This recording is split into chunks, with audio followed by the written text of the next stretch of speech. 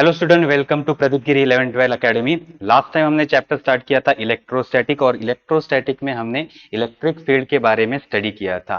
Electric field क्या होता है? That is the space around a charge, space around a charge, जहां पे अगर दूसरा चार्ज आता है तो उसके ऊपर क्या अप्लाई होता है? फोर्स अप्लाई होता है। देन हमने उसका यूनिट स्टडी किया था। एक यूनिट था उसका न्यूटन पर कूलम, क्योंकि फॉर्मूला क्या था? E is equal to F by Q, E is equal to F by Q. अब प्रैक्टिकली वे से हम इलेक्ट्रिक फील्ड को कैसे कैलकुलेट करते हैं वो हम सीखने वाले हैं।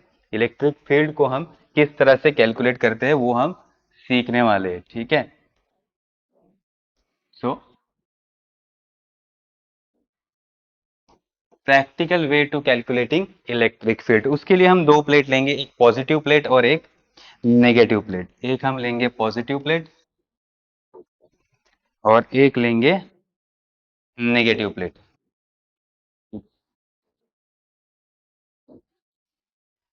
एक पॉजिटिव प्लेट है और एक निगेटिव प्लेट है, दोनों में डिस्टेंस है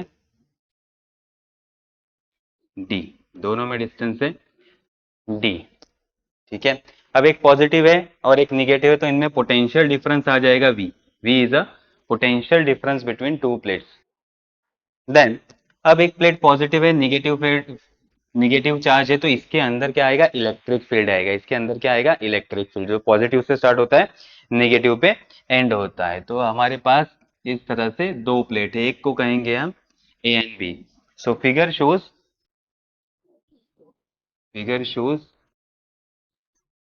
to parallel plates,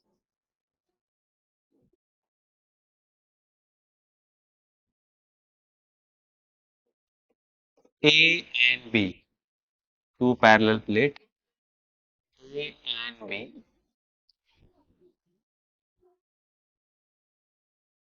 D, distance between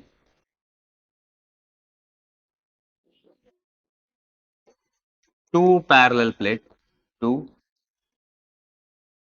parallel plates, and V is potential difference between two parallel plates.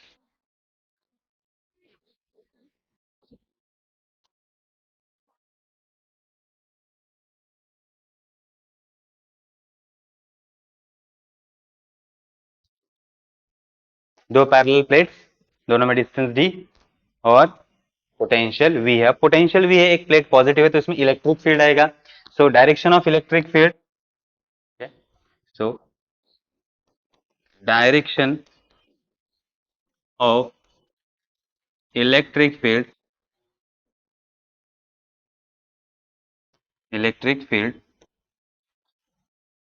From plate A to plate B। ठीक है। प्लेट ए से लेके प्लेट बी में क्या एक्ट कर रहा है? इलेक्ट्रिक फील्ड एक्ट कर रहा है हमारा। और ये इलेक्ट्रिक फील्ड कैसा होगा? यूनिफॉर्म इलेक्ट्रिक फील्ड, क्योंकि हमने सीखा था दो पैरेलल प्लेट में यूनिफॉर्म इलेक्ट्रिक फील्ड कंसिडर किया जाता है। ठीक है। तो अब इसमें हम एक चार्ज रखते हैं, charge plus Q, charge plus Q इसके अंदर हम रखते हैं। तो यहां हमारा प्लस क्यू चार्ज है। जैसे ही प्लस क्यू चार्ज होगा तो पॉजिटिव प्लेट उसको रिपेल करेगा और निगेटिव प्लेट उसको क्या करेगा? अट्रैक्ट करेगा। तो ये निगेटिव प्लेट की तरफ जाने की कोशिश करेगा, निगेटिव प्लेट की तरफ जाने की कोशिश करेगा। ठीक है। अब इसके ऊपर जो फोर्स अप्लाई हो रहा है, ओके, इसके ऊपर उसको किस में रखा है? इलेक्ट्रिक फील्ड में रखा है, तो इसके ऊपर फोर्स अप्लाई होगा F। देन इलेक्ट्रिक फील्ड का using definition of electric field, using definition of electric field, electric field क्या होता है? Force per unit charge, force per unit charge. And then हम फाइंड आउट करेंगे इस इलेक्ट्रिक फील्ड में charge को रखा है, देन इस चार्ज को इलेक्ट्रिक फील्ड फोर्स अप्लाई कर रहा है, इसकी वजह से ये मूव कर रहा है। अब अगर मैं इसको अपोजिट डायरेक्शन में मूव करूंगा, मीन्स निगेटिव प्लेट से पॉजिटिव की तरफ, इस फोर्स के खिलाफ मुझे क्या करना पड़ेगा? Work done. क्या करना पड़ेगा? Work done to move the charge from negative plate to positive plate. ये एक्चुअली इस डायरेक्शन में जा रहा है A टू B, लेकिन हमें कहां से कहां लेके जाना है? B to A। तो B2A से जब अगर हम पकड़ के इसको यहां तक लेके आएंगे तो मुझे क्या करना पड़ेगा, वर्क डन, क्योंकि ऑलरेडी इलेक्ट्रिक फील्ड उसके ऊपर फोर्स अप्लाई कर रहा है, उस फोर्स के अगेंस्ट मुझे क्या करना पड़ेगा, वर्क डन। ठीक है, तो अब हम लिख लेते हैं consider charge plus Q,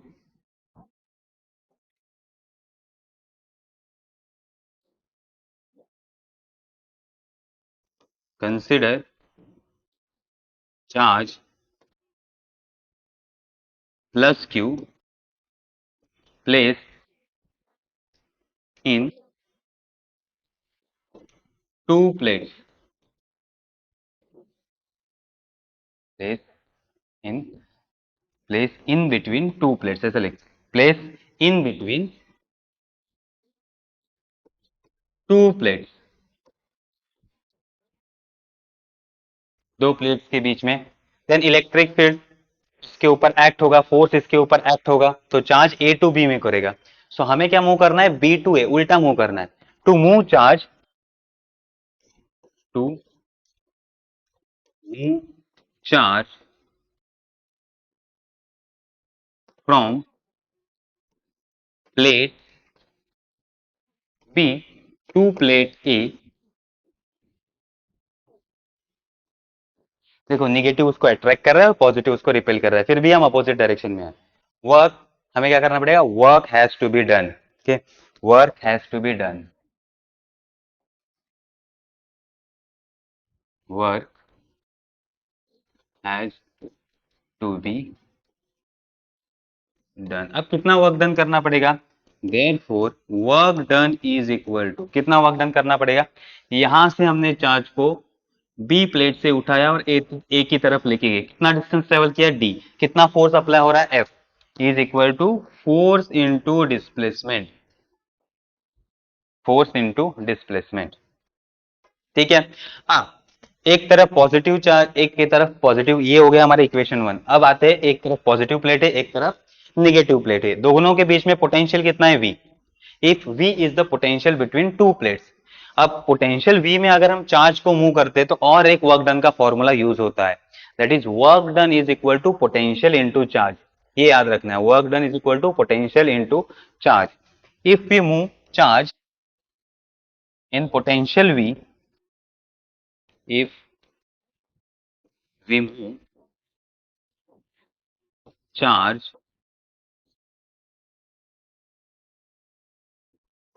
plus q in potential V, then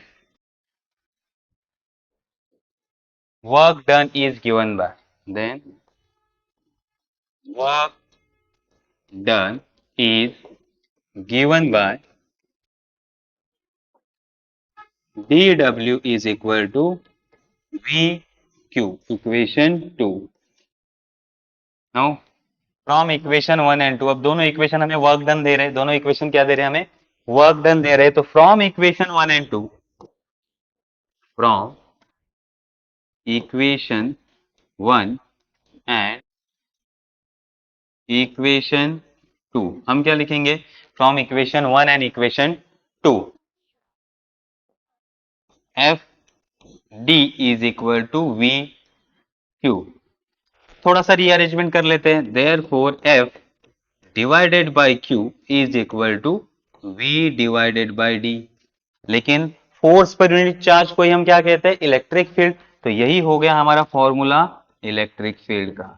so electric field का दूसरा फॉर्मूला है potential divided by distance, potential divided by distance, V divided by D, V divided by D. इस तरह का फॉर्मूला आपको 12th में भी आने वाला है, उसी से related. Okay, so electric field is nothing but a potential divided by distance.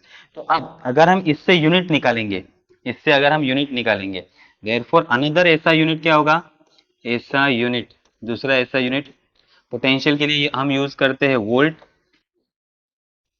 और डिस्टेंस के लिए मीटर, तो अनदर यूनिट होगा वोल्ट पर मीटर, क्या होगा, वोल्ट पर मीटर, दैट इज वोल्ट पर मीटर। इसलिए इलेक्ट्रिक फील्ड वोल्ट पर मीटर में भी कैलकुलेट होता है और न्यूटन पर कूलम में भी कैलकुलेट होता है, तो ये दो यूनिट हम यूज कर सकते हैं। तो ये समझ में आ गया, ठीक है। So this is the nothing but another definition of electric field. ये हमारा डेफिनेशन है इलेक्ट्रिक फील्ड का, दैट इज पोटेंशियल पर यूनिट लेंथ। पोटेंशियल पर unit length is also known as a electric field. तो ये हो गया हमारा topic, how to calculate electric field practically. तो डिस्टेंस और वी दोनों कैलकुलेट करना पड़ता है, दोनों का वैल्यू पुट करेंगे तो हमें इलेक्ट्रिक फील्ड मिलेगा। तो ये आ गया एक कंसेप्ट। अब आते हैं नेक्स्ट कंसेप्ट पे इलेक्ट्रिक फील्ड के, दैट इज इलेक्ट्रिक फील्ड को अगर मुझे बुक पे दिखाना है, नोटबुक पे ड्रॉ करना है, नोटबुक पे दिखाना है, तो ये दिखाना पॉसिबल नहीं है। ये दिखाना पॉसिबल नहीं है कि समझो मैंने यहाँ एक चार्ज रखा है, यहाँ एक चार्ज रखा है और इसका इलेक्ट्रिक फील्ड कितना होगा, तो ये इमेजिन करना भी डिफिकल्ट है। इमेजिन, इसके लिए फैराडेज ने कुछ लाइंस ड्रॉ की, कुछ लाइंस ड्रॉ की कि इलेक्ट्रिक फील्ड को बुक पे कैसे दिखाए। तो उसने कुछ लाइंस ड्रॉ की कि ऐसे दिखाया जाएगा। अब इस लाइंस को बोला गया, इस लाइन को बोला गया इलेक्ट्रिक लाइंस ऑफ फोर्सेस। तो इमेजिनरी लाइंस है, ये क्या है, इमेजिनरी लाइन। लेकिन इलेक्ट्रिक फील्ड को स्टडी करने के लिए या नोटबुक पे स्टडी करने के लिए हमें लाइंस जरूरी है। इसलिए फैराडेज ने कुछ लाइंस ड्रॉ की, इमेजिनरी लाइंस ड्रॉ की, जिसे कहा गया इलेक्ट्रिक लाइंस ऑफ फोर्स। अब अगर उसने लाइंस का कंसेप्ट लाया है तो उसको फुल एक्सप्लेन करना पड़ेगा। लाइंस किसे कहेंगे, उसके कैरेक्टरिस्टिक क्या होंगे। तो अगर हमें फील्ड को दिखाना है तो इस लाइन का यूज करना पड़ता है। तो आते हैं इसी पे, नेक्स्ट टॉपिक है हमारा इलेक्ट्रिक लाइंस ऑफ फोर्स। कौन सा है, इलेक्ट्रिक लाइंस ऑफ फोर्स। तो फैराडे ने इलेक्ट्रिक फील्ड को दिखाने के लिए इमेजिनरी लाइंस ड्रॉ की, उसे हम क्या कहते हैं, इलेक्ट्रिक लाइंस ऑफ फोर्स। तो अब आते हैं इलेक्ट्रिक लाइंस ऑफ फोर्स का डेफिनेशन क्या होगा। तो देखो इलेक्ट्रिक लाइंस ऑफ फोर्स किसे कहा जाएगा। फिर फैराडे ने एक्सप्लेन किया, डेफिनेशन दी उसके, उसने क्या कहा, an electric lines of force is an imaginary curve drawn in a such A way that the tangent at any given point on this curve gives the direction of electric field at that point। तो ये एक ऐसा curve है, एक ऐसा curve है, इस तरह का कर्व है। Electric lines of force is nothing but a curve. ठीक है, अब किसी भी पॉइंट पे अगर आप टेंजेंट ड्रॉ करोगे, तो यहां मैं 3 पॉइंट सिलेक्ट कर देता हूं, point A, point B and point C, in point C. अगर इस तीनों को मैं टेंजेंट ड्रॉ करता हूं, क्या ड्रॉ करता हूं, टेंजेंट, ये हो गया tangent.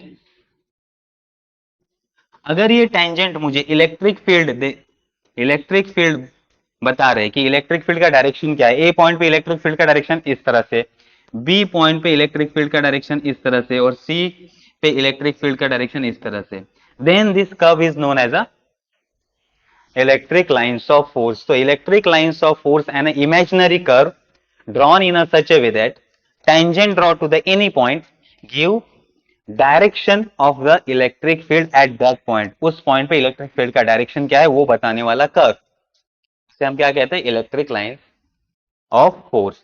Electric lines of force.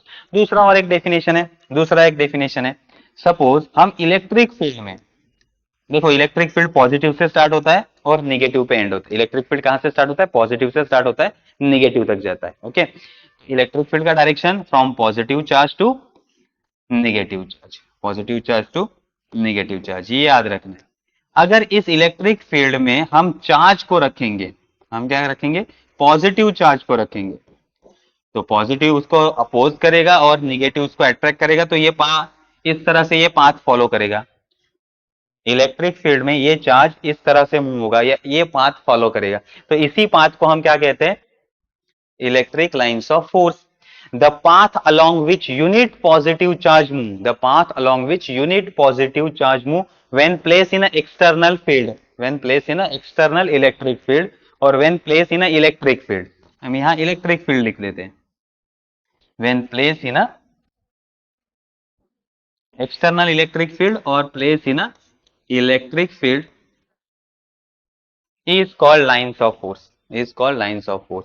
तो इलेक्ट्रिक फील्ड में यूनिट चार्ज को रखने के बाद वो किस रास्ते से जाता है, वो किस रास्ते से जाता है, उस रास्ते को हम क्या कहेंगे, उस रास्ते को हम कहेंगे इलेक्ट्रिक लाइंस ऑफ फोर्स। ये समझ में आ गया। तो इलेक्ट्रिक लाइंस ऑफ फोर्स की डेफिनेशन तो हो गई। इलेक्ट्रिक लाइंस ऑफ फोर्स के कैरेक्टरिस्टिक क्या हो गए। तो इससे पहले एक हम डेंसिटी के बारे में सीख लेते हैं, डेंसिटी के बारे में सीख लेते हैं। अगर देखो किसी जगह से लाइन ज्यादा जा रही है, किसी जगह से लाइन ज्यादा जा रही है कम एरिया में,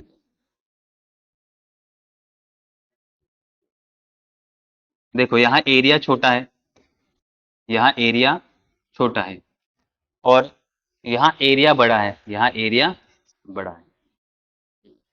सो कम एरिया से ज्यादा लाइट जा रही है, ज्यादा लाइंस जा रही है, तो यहां हमारा इलेक्ट्रिक फील्ड स्ट्रांग होगा, यहाँ इलेक्ट्रिक फील्ड क्या होगा, strong.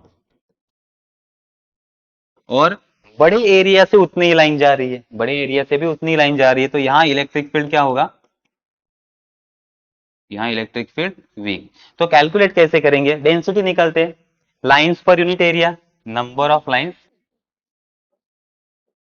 Number of lines divided by area, ये क्या होता है, डेंसिटी, ये क्या होता है, डेंसिटी। अगर लाइंस ज्यादा है कम एरिया में तो इलेक्ट्रिक फील्ड स्ट्रांग होता है, और अगर लाइंस कम है और एरिया ज्यादा है, लाइंस कम है और एरिया ज्यादा है, तो इलेक्ट्रिक फील्ड वीक होता है। तो ये लाइंस पे डिपेंड करता है, ये समझ में आ गया, तो इसे डेंसिटी कहते हैं। तो डेंसिटी से हम इलेक्ट्रिक फील्ड स्ट्रांग है या वीक है वो पता लगा सकते हैं। अब आते हैं कैरेक्टरिस्टिक पे, कि अगर ये इलेक्ट्रिक लाइंस ऑफ फोर्स है तो इसका कैरेक्टरिस्टिक क्या होगा, ये कैसे होंगे, किस तरह से जाएंगे, कहां से जाएंगे, वो अब हम स्टडी करेंगे। आते हैं characteristics of electric lines of force, characteristics of electric lines of force. देखो पहला कैरेक्टरिस्टिक्स हमें क्या बता रहा है, the lines of force originating from positive charge and terminate on negative charge. तो ये कहां से स्टार्ट होगा, ये स्टार्ट होगा हमारा पॉजिटिव चार्ज से, ये कहां से स्टार्ट होगा, ये स्टार्ट होगा पॉजिटिव चार्ज से, और एंड कहां होगा, ये एंड होगा निगेटिव चार्ज पे। तो ये पॉजिटिव चार्ज से स्टार्ट होगा और निगेटिव चार्ज पे एंड होगा, terminate at a negative charge. Second, the lines of force neither intersect nor meet each other. अब की दो, कोई भी दो lines, electric lines of force कभी भी इंटरसेक्ट नहीं होगी, कभी भी इंटरसेक्ट नहीं होगी। क्यों नहीं होगी, देखो हमने डेफिनेशन क्या लिखा है, डेफिनेशन क्या कहा है हमें, हमें डेफिनेशन में कहा गया है कि अगर कर्व को हम टेंजेंट ड्रॉ करते हैं, क्या ड्रॉ करते हैं, टेंजेंट, तो वो क्या देगा, इलेक्ट्रिक फील्ड का डायरेक्शन, इलेक्ट्रिक फील्ड का डायरेक्शन देगा। यहां आओ, यहां एक पॉइंट पे अगर हम टेंजेंट ड्रॉ करेंगे तो अब टेंजेंट दो होंगे, यहाँ एक तो ये टेंजेंट होगा या फिर ये, तो इलेक्ट्रिक फील्ड के डायरेक्शन दो होंगे, और ये पॉसिबल नहीं है, किसी एक पॉइंट पे दो इलेक्ट्रिक फील्ड के डायरेक्शन होना पॉसिबल नहीं है, इसलिए इलेक्ट्रिक लाइंस ऑफ फोर्स कभी भी एक दूसरे को क्रॉस नहीं करेगी, नहीं तो एक जगह दो डायरेक्शन हो जाएंगे इलेक्ट्रिक फील्ड के, और ये पॉसिबल नहीं है। So the lines of force neither intersect nor meet each other, ये याद रखना है। The lines of force leave, lines of force leave और टर्मिनेट, लीव और terminate on conductor normally.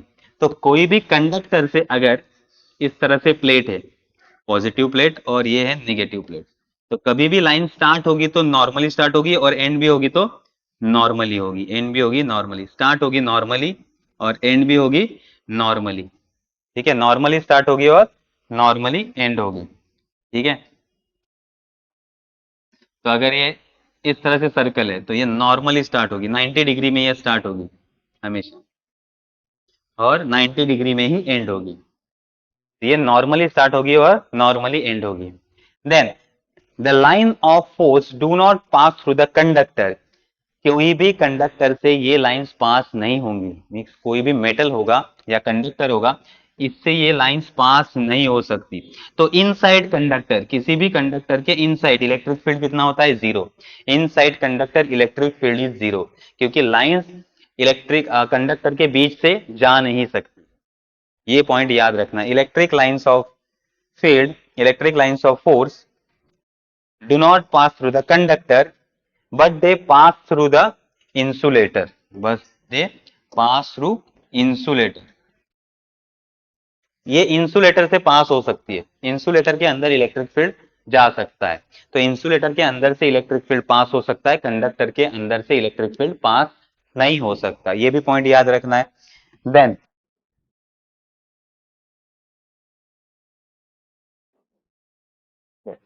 magnitude of electric field intensity is directly proportional to number of lines of force per unit area. अभी अभी हमने density का study किया, अगर कम area से ज्यादा लाइन जा रही है, कम एरिया से ज्यादा लाइन जा रही है तो इलेक्ट्रिक फील्ड स्ट्रांग, और अगर उतने ही एरिया से कम लाइन जा रही है तो इलेक्ट्रिक फील्ड वीक। सपोज यहां हम दो एरिया ले लेते हैं, ये एक एरिया है और यहाँ एक एरिया है, दोनों सपोज सेम एरिया है, एक जगह से ज्यादा लाइन जा रही है 3, और यहां से लाइन जा रही है 4, तो यहाँ इलेक्ट्रिक फील्ड कंपेयर, और यहाँ इलेक्ट्रिक फील्ड को कंपेयर करेंगे तो इलेक्ट्रिक फील्ड E2 पे ज्यादा होगा और E1 का कम होगा, क्योंकि लाइंस कम पास हो रही है, एरिया सेम है। तो अगर कम एरिया से ज्यादा लाइन पास करेंगी, that is number of lines of force per unit area, come area से ज्यादा लाइन पास करेगी तो इलेक्ट्रिक फील्ड इंटेंसिटी ज्यादा होगी या इलेक्ट्रिक फील्ड स्ट्रांग होगा, और अगर कम लाइन पास करेंगे तो इलेक्ट्रिक इंटेंसिटी कम होगी या इलेक्ट्रिक फील्ड कम होगा। ये समझ में आ गया। Then electric lines of force are crowded in the region where electric field intensity is large. जहां इलेक्ट्रिक फील्ड स्ट्रांग होगा वहां लाइन क्राउडेड होंगी, वहां लाइन क्या होगी, क्राउडेड, नजदीक नजदीक होंगी। जितना लाइन ज्यादा उतना नजदीक आएंगी, तो अगर लाइंस बहुत नजदीक है, क्राउडेड है, तो वहां इलेक्ट्रिक फील्ड स्ट्रांग होगा, वहां इलेक्ट्रिक फील्ड क्या होगा, स्ट्रांग होगा। Then electric lines of force are widely separated in the region where electric intensity is small. दूर दूर फैले हुए लाइंस है, मीन्स इलेक्ट्रिक फील्ड यहाँ क्या होगा, वीक होगा।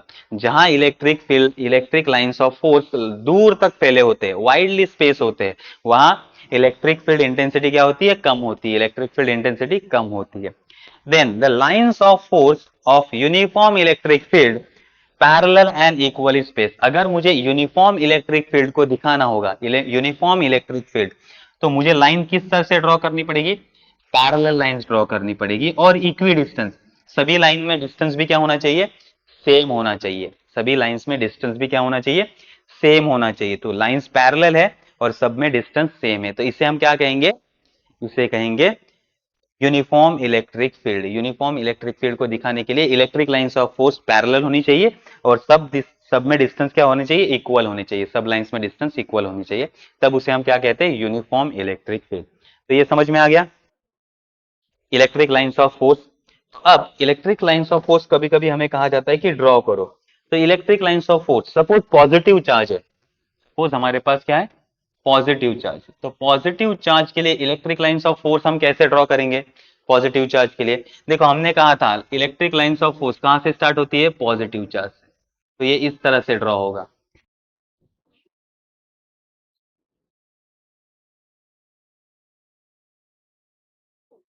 ठीक है। अगर निगेटिव चार्ज होगा तो,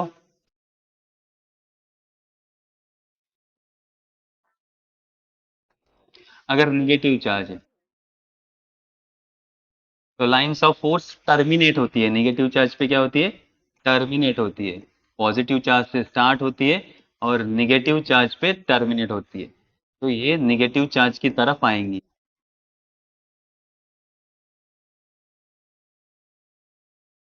निगेटिव चार्ज की तरफ जाएंगी, और यहाँ पॉजिटिव चार्ज से स्टार्ट होगी और निगेटिव चार्ज पे एंड होगी।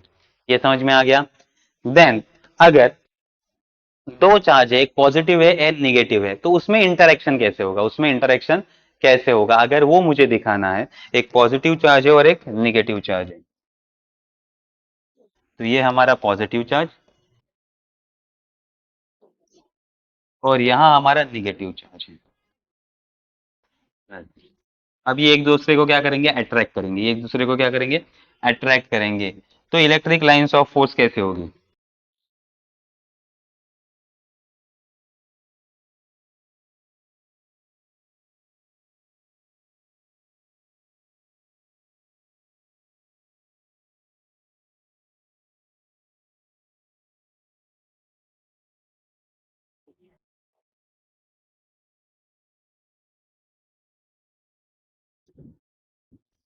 तो यहाँ से ये स्टार्ट होंगी पॉजिटिव से और निगेटिव पे क्या हो रहा है, निगेटिव पे ये एंड हो रहा है,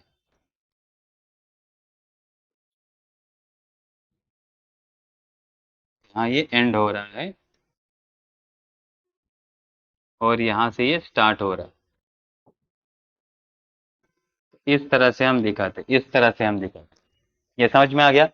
अगर दो पॉजिटिव चार्ज है, अगर हमारे पास दो पॉजिटिव चार्ज है तो क्या करेंगे, ये रिपेल करेंगे एक दूसरे को, क्या करेंगे, रिपेल करेंगे। तो रिपल्शन कैसे दिखाएंगे हम, तो रिपल्शन दिखाने के लिए हम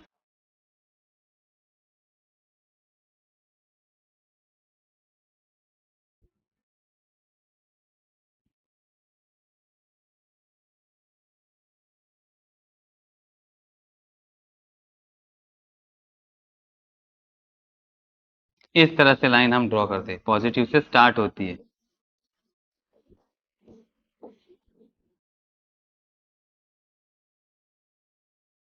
दोनों तरह स्टार्ट होंगे।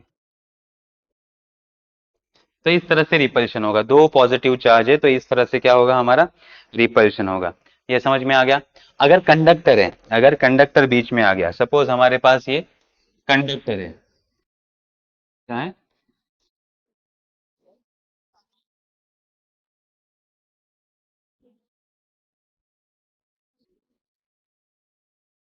तो अब कंडक्टर से इलेक्ट्रिक लाइंस ऑफ फोर्स क्या होगी, पास नहीं होगी, तो यहां तक इलेक्ट्रिक लाइंस ऑफ फोर्स आ जाएगी, लेकिन इसके अंदर नहीं जाएगी, इसके अंदर नहीं जाएगी। तो साइड से चली जाएगी लेकिन अंदर नहीं जाएगी, इलेक्ट्रिक फील्ड अंदर नहीं जा सकती। सो इलेक्ट्रिक फील्ड इनसाइड क्या होगा, inside conductor electric field E is equal to zero, E is equal to zero. ठीक है, ये समझ में आ गया। तो इस तरह से इलेक्ट्रिक लाइंस ऑफ फोर्स का हम यूज कर सकते हैं इलेक्ट्रिक फील्ड को स्टडी करने के लिए। पेपर पे पॉजिटिव चार्ज के लिए ऐसा इलेक्ट्रिक फील्ड होगा, नेगेटिव के लिए ऐसा होगा, इंटरेक्शन इस तरह से दिखा सकते हैं, रिपल्शन इस तरह से दिखा सकते हैं, इसलिए फैराडेज ने ये लाइन ड्रॉ की थी।